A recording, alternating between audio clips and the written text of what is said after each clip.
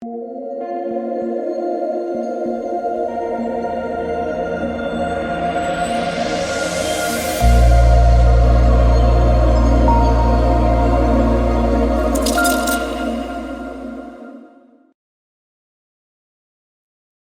one of the NFL preseason is almost here. We had a very, very good Hall of Fame game showdown. We'll talk about that here in a sec, but excited for preseason all week. We got games starting Thursday. We got a 2-game slate. We got a ton of games Friday and Saturday and 1 game Sunday. So I cannot wait to grind out these slates.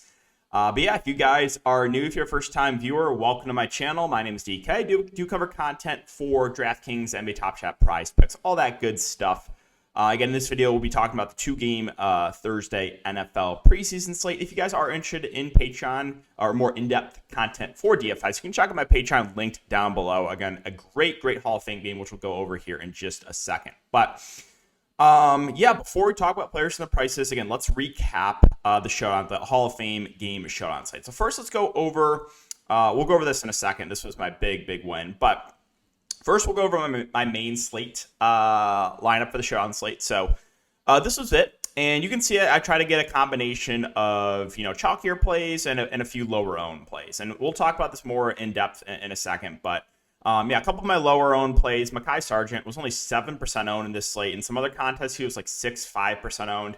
And the point I was trying to get across, and we knew this, right? I talked about this for a long time in my video, how we knew Snoop Conner was going to be massively overowned and how Armstead and Sargent were great pivots. And you saw that in the ownership. Snoop Conner was 50+% owned. Mekhi Sargent was anywhere from like 5 to 7%, and Armstead was like 10 to 14%. Didn't make a ton of sense, right? But we knew that, right? We knew that. So yeah, again, you can see I ate some of the chalk with the Jaguars, Luton, the Raiders, but I took some lower owned shots. I went to Sargent, who did very well at no ownership. Tim Jones was also low owned. Basically, all the wide receivers are pretty low owned. He had a lot of opportunity. I mean, he played, I want to say like 3 quarters, but the Jags quarterbacks just didn't. They only really threw to the running backs. And then Austin Walter also had a very good game. He was higher owned in the higher stakes stuff, but not as high owned in the lower stakes stuff. So that was the recap of the main slate for myself. But this was the big one, the second half showdown. And let me tell you, there is a massive edge to the second half, fourth quarter showdowns, especially in the preseason, because how it works are, they go down the depth chart. So like running backs, we'll get like a running back, like the starting running back, like if he plays with like 1 or 2 series, then he'll go to the backup and he'll get like 1 or 2 series, and the third string, right? And you saw a lot of guys that had already played a good chunk of the first half. They got a lot of ownership in the second half showdown. I was like, they're not going to play in the second half. So huge edge. Just played, a lot of the guys on the end of the depth chart. So we knew right going in, the Jags only had 2 quarterbacks. So played Slaughter there in the captain. They were also trailing. So I was like, all right, they're going to be airing it out in the second half. Threw a touchdown there late in the game. Paired him with Cottrell. He was the guy in the end of the depth chart there at running back. He caught a touchdown. Also got a few dump offs. Mekhi Sargent, he was the second to last guy in the depth chart. He got basically the whole third quarter. Cottrell got the whole fourth quarter. I ate the chalk with both defenses, and then Austin Walter was the guy on the end of the depth chart there for the Raiders. So, again, I apologize to second place. I entered this lineup 15 times, and then I also entered another lineup that came almost in second place. A few people beat me out, so I finished in like 6th place with my second lineup. But I had a 1v1 swap. I took a shot on wide receiver in Whittingham. He didn't play much, surprise, in the second half. That was definitely a little bit of a surprise. But overall, it was about $200 into $4,500. So huge win to start the preseason. Again, the ownership was just wild. Like Cottrell 7% owned, Sargent 25% owned. And we knew those guys were going to play a good chunk in the second half, right? So, yeah, that's it for the look back from my lineups. Now, for high stakes, again, this was, I think it's like a $2,000 entry. You saw ownership very condensed, no surprise. Like Luton was 100% owned, Carlson 71%, Raiders 85%, Jaguars 100%, Walter 57% owned. So a lot of, very, very chalky plays in high stakes, and that's no surprise. And lastly, I just wanted to go over Big T's lineups, player I respect a lot. And he didn't win anything on this slate, but he was. You can see kind of how he's building out his lineups, right? And this is what I was trying to show. Of he's not playing all the chalk, right? Look, he's eating some chalk. He ate Snoop Connor chalk. He ate Raiders chalk and the Jags chalk.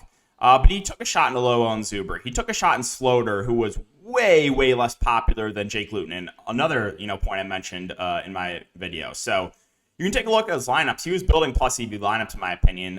He played Mekhi Sargent at 4% owned. Just wasn't his day. He played Zuber, and unfortunately he did not get or put up a donut. But again, that's building a plus EV lineup. Where, in my opinion, these guys that are just playing all chalk in tournaments. Yeah, you can cash in the short term, but in the long run, this is gonna be a minus EV move, right? Playing all chalk. Raiders D, Jags D, Luton, Snoop Connor, Carlson, and Austin Walter. I think the 6 most popular plays on the slate all in one lineup. So that is not how you should be building out GPP lineups. So people still do it. You'll see those lineup trains. And hey, like I said, you gotta love it. But again, the points I want to get across one more time before we end this video are. There were, basically I watched all the YouTube content out there for the preseason, and everyone is basically saying the same stuff, right? Luton, smash play. Snoop Connor, smash play. And sure, right, I like those guys too. But also, everyone knows those guys are good plays, right? All the sites that are covering the preseason, they had Luton and Snoop Connor projected the highest, along with the defenses, right? So, I'm really focusing on game theory, right? I don't have to... I can tell you who are going to be the all chalk in the slate, right? It's pretty obvious, rookies and younger guys that, maybe are one position a team's pretty short on, right? But the key is to identify those good low-owned pivots. That's what I talked about in the first video, right? Look into a Sargent, look into an Armstead over a Snoop Connor. Now, this is not me saying you can't play chalky guys. You can, but just don't play all chalk, right? So, if you were playing Snoop Connor last slate, you should have been trying to get in 1 or 2 low-owned guys, right? So that's the point I want to make. And yeah, again, these sites, they're gonna, people that don't really know how to play DFS will just plug in the highest projected players, right? And that's wrong, right? And that's what we really talk about on this channel. If you're new, we focus heavily on game theory. All right, so let's start off with the quarterback position. We'll go team by team really quick. So just going over some news here. We have news that the Giants will play all their healthy guys in the preseason. No real specifics on how much they'll play, but we will be seeing everyone there from the Giants. I couldn't really find anything on the Patriots. Titans, Mike Vrabel said that the preseason will provide a great opportunity for a lot of the young players. And then we already got some news here for the Ravens. Lamar Jackson, Mark Andrews, and some defensive players will not be suiting up on Thursday. So starting on the Giants side, again, we have 3 quarterbacks in the roster: Daniel Jones, Davis Webb, and Tyrod Taylor. Veteran and Tyrod Taylor, not sure how much he's going to play. We'll see about Daniel Jones. Everyone's going to play. It's just a matter of, how many series we're going to get from Daniel Jones. Then Davis Webb, I would think he's probably the guy that gets the most run in this game for New York. On the New England side, again, we have 3 quarterbacks on this roster: in Jones, Hoyer, and is it Zappe? I might be mispronouncing his name. However, did a little bit of digging, and he's had a pretty good showing so far in camp. According to some beat writers, he's unquestionably been the best quarterback so far. And he did take a few first-team reps on August 4th. So that's definitely something to note, right? Because Brian Hoyer's not a guy I expect to play much in the preseason. Mac Jones is the starter. So, again, how much run is he going to get? So I expect Bailey, again, Zappe, to get a lot of run here in this game. Definitely a good option. Tennessee and Baltimore. On the Tennessee side, again, Tannehill. We'll see what the news is here for the Titans. I would be surprised if he plays a lot. Woodside and Willis are the other options. I think Malik Willis might be the most popular play in the slate, but I think it's for good reason. Was doing some digging on him, and he's a guy that definitely has that rushing upside. If you look at his last 2 years at Liberty, he almost ran for 1,000 yards in both those years, 944 in 2020 and 878 in 2021. So definitely a guy that can provide that rushing floor, and expect him to get a good chunk of the QB rep. So he looks really, really good on the slate. Another one of those plays that, right, it's going to be obvious, right? And everyone that makes content for the preseason, they're going to be pushing him. And again, he's a great play. Just if you're playing him, make sure to, get in, if you're playing tournaments, make sure to get in a couple of his lower owned options, right? For cash games, sure, you can play all chalk. I don't really talk about cash games. We're talking about tournaments and game theory mostly on this channel. And then on the Baltimore side, so Lamar Jackson already confirmed out, but we do have a couple talented backups here in Huntley and Hundley. And so they still have 3 quarterbacks in this roster. Huntley is a guy that definitely has some rushing upside. But again, the question is, how much do they want to play him? I think they already kind of know what they have in Huntley, a solid backup quarterback that can provide that rushing ceiling. So, that's it for quarterback. On the running back side, so going to go team by team really quick. Everyone's playing for the Giants. So Saquon Barkley probably gets at least a series. Certainly in play. Definitely one of the more talented running backs on this slate. If you take a look at the depth chart here for the Giants, behind Saquon, you got Matt Breida, veteran who's been in the league for a while. Gary Brightwell, second-year guy that I could see him getting a good chunk of work. Number 3 on the depth chart. So if you just look at the depth chart overall, Brightwell probably the guy that I would assume gets the most amount of work in this game. So he's definitely someone we can look to on the New England side. So if you take a look at the depth chart here for New England, you got Damian Harris, Stevenson, James White, who's out, Strong, Harris, and J.J. Taylor. So expect a lot of the sites to be pushing these young guys in Strong and in Harris. Harris more of the bruiser back, 5'10", 225. Strong a little bit better in the pass catching area. But I think both rookie running backs will get a lot of work in this game. And then J.J. Taylor, I think, is a viable pivot, another veteran that's been in the league for a few years now. But, for example, Strong and Harris are probably going to be very popular for this preseason slate. If you wanted to look to a lower owned option, you could look to a guy like J.J. Taylor, who probably comes in at a fraction of the ownership. Tennessee and Baltimore. So on the Tennessee side, taking a look at the depth chart here, you got Derrick Henry at the top, no surprise. Hilliard's going to be kind of the third down back. And you got rookie Hassan Haskins coming in right now at number 3 in the depth chart. I would expect he's probably the guy that gets the most opportunities here. So he's probably my favorite target here. But there's some viable, veterans like a Wilkins, a Trent Cannon as well. Cannon more of a special team guy, but he's a good pass catcher. So that is Tennessee. And then finally Baltimore. They have a lot of running backs on the roster. However, a lot of guys are out. You got 3 out right now in Dobbins, Edwards, and Person. You also have Patrick Ricard, who is the fullback. Mike Davis, veteran. Again, we'll see how much run he gets. So Justice Hill coming in right now at number 4 on the depth chart. And then you have a couple veterans as well, Corey Clement down there. So Baltimore could be a little bit thinner than you think at the running back position. So definitely some viable options here. Moving on to wide receiver.